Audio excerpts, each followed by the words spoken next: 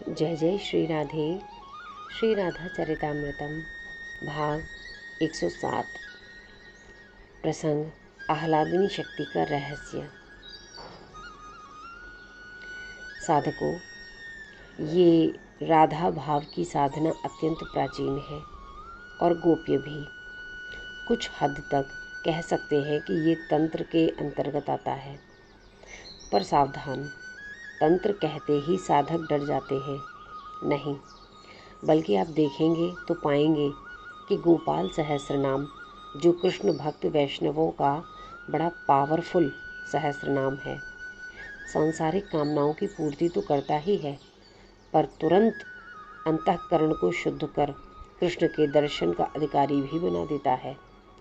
ऐसे उदाहरण मैंने अनेक देखे हैं और स्वयं का भी अनुभव है। तो वह गोपाल सहस्रनाम तंत्र के अंतर्गत आता है। साधकों, जो इस राधा भाव की प्राचीन साधना से परिचित हैं, वे समझेंगे कि वृंदावन और बरसाना राधा भाव के मुख्य केंद्र हैं। इन स्थानों में इस भाव की साधना करने वाले बहुत विरक्त संत हैं। वे एक सिद्ध युगल मंत्र को निरंतर जपते रहते थे। राधे कृष्ण कृष्ण कृष्ण राधे राधे, राधे श्याम श्याम श्याम राधे राधे।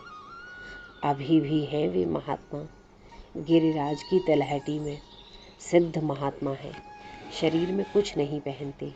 मैंने उनके दर्शन किए और एकांत में उनसे पूछा कि राधा भाव की प्राप्ति कैसे हो। उनका उत्तर था, भगवती ललिता की आराधना करो। फिर कुछ देर में बोले, युगल मंत्र का खूब जाप करो, जो मैं करता ही था। फिर उन महात्मा जी ने मुझसे कहा, ये युगल मंत्र तंत्र के अंतर्गत आता है, इसे साधारण मत समझना। यही युगल मंत्र तुम्हें निकुंज प्रवेश का अधिकारी बना देगा। फिर बोले, पर भगवती ललिता को अवश्य मना लेना, उनके बिना कुछ भी संभव नहीं है। उन्हीं महात्मा के वचन थे ये। जैसे श्री राघवेंद्र के दरबार में बिना पवन सुत की आज्ञा प्रवेश निषेध है, नंदी की आज्ञा बिना शिवालय में प्रवेश निषेध है, ऐसे ही ललिता सखी की आज्ञा के बिना युगलवर श्री राधा माधव के निकट पहुंचना भी असंभव है। मैं यहाँ ये भी उद्धृत करना उचित समझता हूँ कि राधा भाव की साधना करने वाले गोरखपुर के श्री राधा बाबा जी, उन्होंने अपनी ये घटना स्वयं बताई है। उन्हें युगल सरकार ने आज्ञा दी इस नवरात्रि में कि भगवती त्रिपुर सुंदरी की साधना करो और विधि विधान से करो। विधि कर्मकांड के लिए काशी में रहने वाले महामहोपाध्याय पंडित गोपीनाथ कविराज जी ने मार्गदर्शन किया था। श्री राधा बाबा के लिए नित्य 108 कमल के फूल भगवती त्रिपुर सुंदरी की पूजा के लिए पूज्य भाई जी व्यवस्था करते थे। बाद में इस रहस्य का उद्घाटन स्वयं राधा बाबा ने ही किया था कि भगवती त्रिपुर सुंदरी ही ललिता सखी हैं। इसलिए मुझे युगलवर ने त्रिपुर सुंदरी की आराधना करने को कहा। श्री कृष्ण प्रसंग नामक अपने ग्रंथ में श्री गोपीनाथ कविराज लिखते हैं, स्वयं श्री कृष्ण ने भी अपनी ही आह्लादिनी श्री राधा के साथ मिलन के लिए त्रिपुर सुंदरी की उपासना की थी। और वैसे भी हम ब्रजलीला में देखते ही हैं, ललिता सखी की कितनी हाहा खाते थे श्री कृष्ण और कहते थे, मेरी राधा से मिला दे ललिते, क्योंकि इन दोनों को मिलाने वाली भी ललिता ही है। अच्छा, एक साधक ने कल मुझसे मेरा अनुभव पूछा है कि आप क्या कहेंगे इन आह्लादिनी शक्ति की यात्रा के बारे में। कृष्णकर्ता अच्छे साधक हैं, विद्वान हैं। आह्लादिनी ब्रह्म की शक्ति है, जैसे ब्रह्म फिर परमात्मा फिर भगवान। अब मेरा जो अनुभव रहा, परम शांत ब्रह्म है। उस शांत ब्रह्म से होती हुई शक्ति भगवान जो आकार लेकर प्रकट हुआ है और सबको अपने हृदय से लगा रहा है। यहाँ तक आह्लादिनी की जो यात्रा है वो कितनी विलक्षण है, मैं साधारण रूप से आपको बता रहा हूँ ताकि आप समझ सकें। आप लोगों ने बांध देखा है?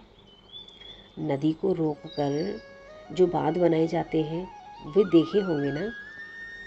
बहुत जल होता है उसमें, अगाध जल राशि होती है, पर शांत होता है। उसमें भी विद्युत तो रहती ही है, पर शांत। जल कणों में ही एक होकर रहती है, जल कणों में ही एक होकर रहती है। अब विद्युत अभियंता यंत्रों के माध्यम से पानी से विद्युत उत्पन्न कर मोटे मोटे तारों के माध्यम से उस बिजली को पावर हाउस में सुरक्षित रखा जाता है। फिर उसी पावर हाउस से घर घर तक, कल कारखानों तक पंखा, हीटर, रेफ्रिजरेटर सब चलते हैं। मेरे साधकों, ब्रह्म में शक्ति शांत थी।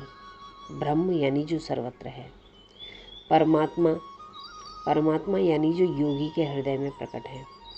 परमात्मा में जाकर कुछ हलचल हुई, लेकिन भगवान, भगवान यानी निराकार आकार लेकर प्रकट हो गया। भगवान तक आते आते वो शक्ति जन जन में आह्लाद को, आनंद को प्रकट करने लगी।